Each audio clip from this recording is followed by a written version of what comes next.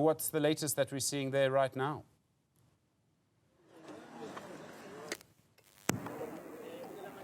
Well, Stephen, the search has finally been called off here in Ormonde, a building that, collapsed, or the first floor collapsed in the afternoon yesterday. Now, you would know that yesterday this entire street, had different vehicles from EMS personnel, rescue teams that were assisting to ensure that there's enough manpower to rescue those people that were trapped in this building. As we understand that the first floor caved in, leading to them being stuck under the rubble. We know that the death toll at this particular moment is currently standing at 9. 2 of the people, their bodies were recovered this morning, and we saw forensic pathology fetching their bodies.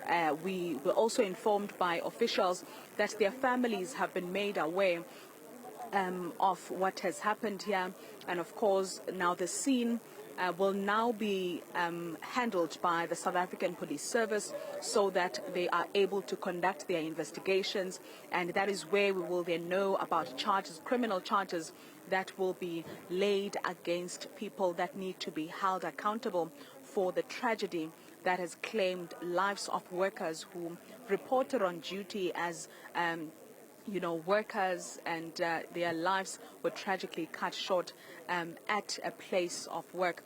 We were also informed, Stephen, that there are findings that were made by different officials that were here. We heard from the Deputy Minister of Employment and Labour, essentially saying that, they discovered that there were a lot of loopholes in what has happened here. If you look at this building, I'm not sure if my colleague will be able to show you. Right next to the building, there is a power line, and, according to the executive mayor of the city of Johannesburg, this power line was not, in fact, this building was not supposed to be approved, and it was not supposed to be built next to this power line. So there's a lot of loopholes really and foul play that is at hand here. Hence, there is going to be an internal review that's going to be conducted by the city of Johannesburg, and they will, of course, question all the relevant officials, from engineers, from people that approved the plan, if there was even a plan, and compliance officers that deemed this building right to be built where it is currently built here. We are seeing Gauteng Premier Panyaza Lesufi, who is arriving at this moment, and of course he will be welcoming the Minister McPherson, who is expected to be here in just 30 minutes from now. Perhaps we can maybe hear from him and understand what has he seen so far. Premier, thank you very much for your time. You've gone inside here, and I'm sure they've shared some information on what has transpired. Your reaction? Well, thank you so much. Thanks for the opportunity. It's so unfortunate that we have to find ourselves in this kind of a situation.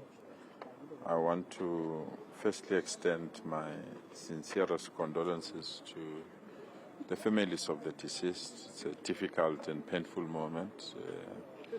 We want to assure them of our support, and the team, fortunately, has already started to gather information that will assist us to go back to them and say, this is what happened. We also want to wish those that are injured a speedy recovery. We'll have an opportunity to visit some later today so that we can extend our well wishes to them. I got a full briefing from the team since yesterday.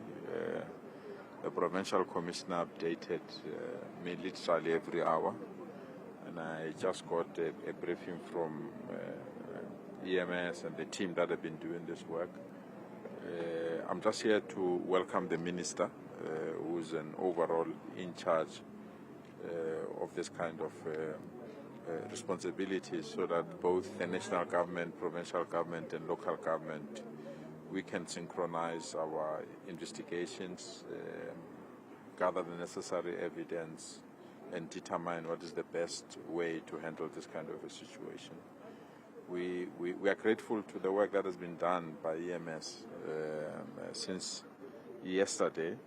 They said they got the first call around 10 to 3 or so. Since then, I think they've put their lives on the line to not only rescue those that were injured, but also to pull out those that unfortunately lost their lives. So we are highly, highly grateful to them, and this demonstrates the capacity that we have as a state. Obviously, there will be red lines, whether the building is authorized, whether the people have submitted relevant documents.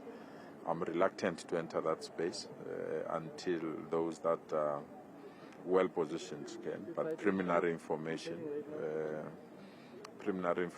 indicates that there's some spade work that still needs to be done to establish that kind of information. But I also thank the municipality's leadership. From the word go, the municipal manager was here, the leadership of the municipality, the deputy mayor is here, the MMC responsible for planning is here, the entire administrative machinery of the city is here. So we really believe that it acts well in ensuring that we attend to these situations as speedily as possible. As soon as the minister arrives, we'll take him through the briefing, and then we'll also allow him to go through what the team have shared with me, and I'll make him available to you as well, so that you can be in a position to speak to him as well. Premier, the mayor telling us that 15 inspectors had been here on site. Also, those are the ones who are available in the area. Why had these 15 inspectors not, I suppose, clamped down on the situation here in terms of this building not subsiding? I'm extremely reluctant to enter into those technicalities because naturally they will be part of the investigation that the team is putting up. Our immediate response was to support the families. Our immediate response was to ensure that those that are injured get the proper medical support. Our response was to ensure that our rescue team is well-resourced, well-capacitated. On what happened, who's supposed to do what, whether there's enough personnel and other things. It's an area that is far from me, and I'm deeply reluctant to enter that space. But if the municipality wants to enter that space, I think they are free to do so. But for now, it's just to give support to the affected parties. It hurts me to lose lives like this. And it also hurts me to have people that need to work for their families to be sleeping in or admitted in hospital purely because of some things that are not done properly, which is something that worries us. But I hope the team will give you that. And that's the reason why also we want to bring the national minister as well to say this is the parameter of the investigation, how long the investigation must go, because it's within his purview and within his mandate. Are you concerned with the frequency with which these collapses are taking place here, St. George, and the compliance? Deeply so. We're the economic hub of the country.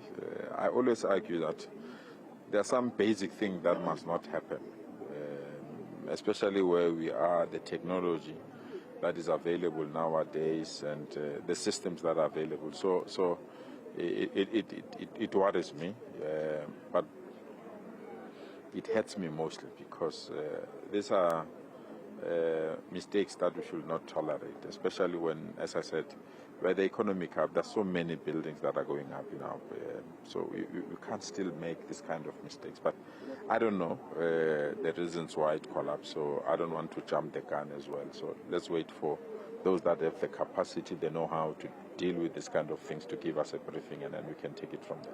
Premier, from just the briefings that you've gotten since you have arrived, have there been any concerns that any collapses could occur going forward? Because we do know that this building is obviously still very vulnerable at this stage. Well, there are basic things that, using your naked eye, you can see that they should have not been alarmed. You can look at the building itself.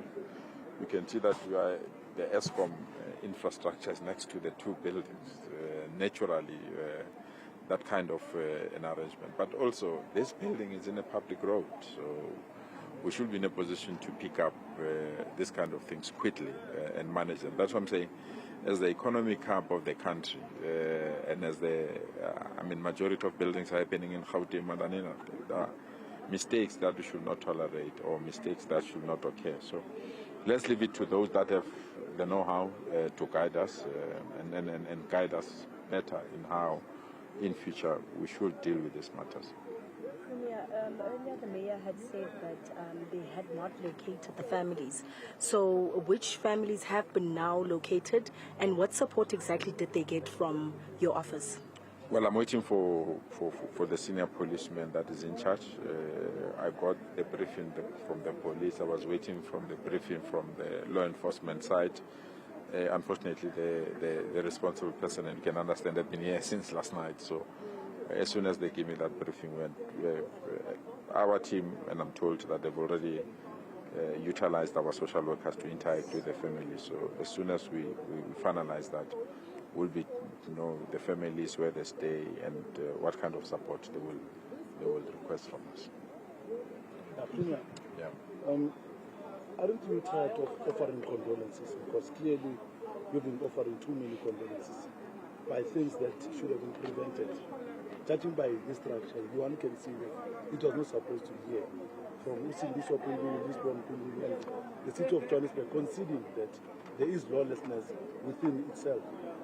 As the premier of the province, can you please assure Gauteng residents that this is the last to happen, the law will bite?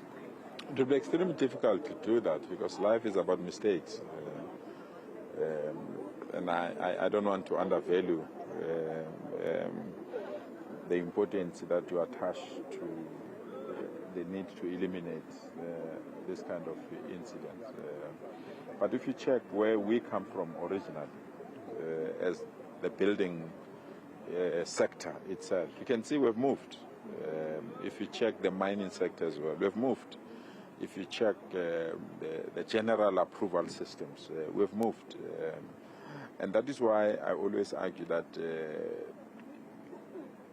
even though it's painful, you learn from a mistake to improve so that you don't commit the same mistake, So it will be extremely difficult for us to say this is the last incident.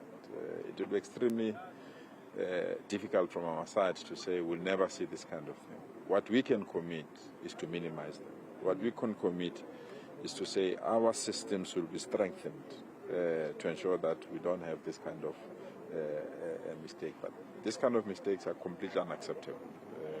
And we can't have somebody that believes they can take sides. We can't have somebody that believes they can connect to our facilities. We can't have somebody who believes that they can build a building without the necessary authorization. That kind of an attitude is lawlessness.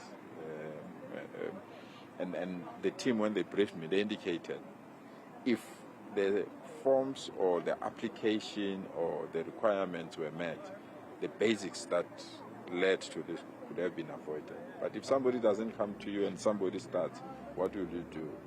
We're left to extend our condolences to the families because it's a deliberate attempt to circumvent processes of government. It's a deliberate attempt to undermine authority. It's a deliberate attempt also not to cooperate. I mean, I'm saddened as well because I thought I will go with the owner of the facility to the affected families because that's the employer of those families. So I want to go and they say, no, the person has switched off the phone, the person has not spoken to them. And if I go and visit those families, I go there and they ask me, who are you?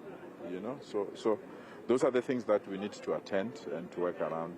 But I remain hopeful that we'll be in a position to assist the families and find a way of ensuring that we support them during this difficult moment. My follow-up question is that as the overseer, as an office that provides oversight in the province, going forward, how are you going to ensure that municipalities, not to focus only on the city of Johannesburg, municipalities in your province adhere to bylaws and they adhere to prevent such incidents from reoccurring again? I think it's higher than my paycheck. I think the new executive mayor, deputy mayor can respond to that. Already we are working on a program together with JMPD, development planning, where we want to increase capacity as it relates to bylaw enforcement. The number of inspectors is an admission that we have made in terms of the quantity, because because of the influx of businesses and the growth in the city. We therefore need to employ more, and already MMC Mgcina and her team are working on that. As it relates to bylaw enforcement, we will increase the capacity at JMPD with regards to ensuring that the issues of bylaws are enforced, and the issues of inspections in totalities are done collectively within the municipality. Because as the executive mayor said earlier, even today, this afternoon, myself and the MMC will be meeting with all our inspectors to actually ensure that they do the work that is required of them. And where there are capacity challenges, we will always continue to endeavor to enforce so that the compliance issues are dealt with. Earlier they had mentioned that some of the workers are South African and some are Lesotho nationals. Have you been able to find out whether the Lesotho nationals are documented? And a follow-up to that is that Deputy Minister Jomosibiya. Human beings died. I am very reluctant to enter that space. I'm offering support to all those that passed away. Their nationality and where they come from will come later. I think we just have to be human. And just imagine if I need to give assistance to somebody that is sick and need to take to a hospital. Before I check whether they are well or not, I must ask, where do you come from? I'm very reluctant to enter that space. For me, let's give human support, and all those things will then be done. At this present moment, they indicated how many people died, how many people got injured, and how many people survived. And to me, I think it's enough. We'll deal with those later on, and that's my approach for now. Lastly, Premier, don't you find it shocking or bizarre that by now the city has not located or traced the owner of the company responsible for this disaster? Because you know it's done something illegal. I mean, we get that. How many times you go to an accident scene, somebody knows that either they drank, they just leave, they can't run away. But my question is, my question is, don't you find it bizarre that by now resources should have been deployed and the man could have been brought to book and account for all what he has done or she has done? Yeah, I indicated that the police, the person in here has not briefed me, so I don't want to jump the gun. I don't know whether they've tracked it, but I know they said they contacted, they spoke, and immediately after that, the number that is registered could not be fully. But the law enforcement agencies, because this is a crime scene now, so being a crime scene, the law enforcement agencies will then deal with and attend to the issues. Okay, if you had an opportunity to speak to him, what would you tell him? Speak to? To the owner of this company. What would you tell him? Well, I think I'm not a law enforcement agency. I think it's the law enforcement agency that needs to speak to him. But this is unfortunate. I think the general statement is to call to the sector. As the executive mayor has indicated, the deputy mayor has indicated, that there might be pressures, there might be lack of capacity, but don't cut corners. Follow the procedures so that the state can understand the kind of support that we need to provide to the sector. But if you have somebody that builds this kind of without following procedures, it's really disheartening. If we follow procedures, all of us will not be here. And it's not only these professional people that are doing it. You go all over in our communities. People just erect a building as they wish at every corner. And it creates problems for all of us. I hope we learn out of this that lives can be at risk and lives can be lost if people don't follow processes correctly. That is Gauteng Premier Banyaza Lesufi, and of course the Deputy Mayor of the City of Johannesburg, Loyiso Masuku, just giving us a reaction on what is happening here. We heard the Premier say he will let the relevant authorities handle the matter, as he's not the right person to be answering or giving answers to many of the questions that a lot of people are asking themselves, from families of the deceased, those that are injured, and of course community members, and those that were there to witness all this tragedy happen yesterday just after 1 o'clock, Stephen. So we are waiting for the Minister of Public Works, who is expected to be here any moment from now.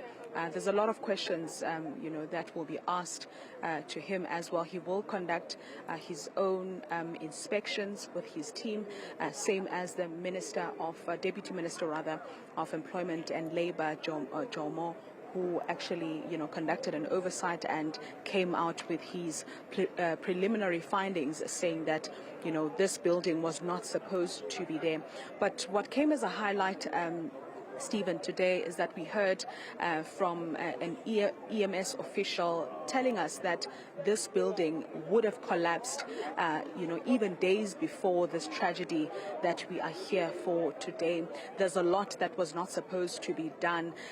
It was so dangerous for them to be inside there that they had to temporarily call off the search in the evening and resume with the search in the morning. So they had to be extremely cautious as they were trying to, recover the bodies that were trapped underneath there. And of course, that meant that they had to use, equipment, which we saw earlier on in the morning, just to try and remove all the concrete and the slab that was there covering some of the remains or the bodies of the people that were found here. 9 people have lost their lives in this tragedy, an incident that could have been avoided.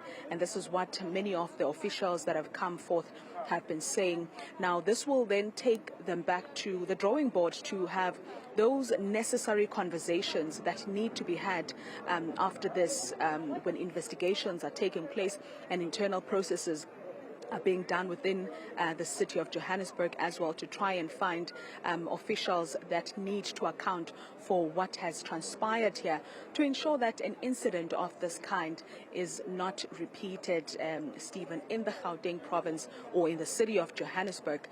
So we will, of course, update our viewers as soon as Minister McPherson lands here, so that we can also take him live. Back to you in studio. Zola, Sholwana, thank you very much indeed. We saw that update there from the Premier of Gauteng and the Deputy Mayor of the city of Johannesburg.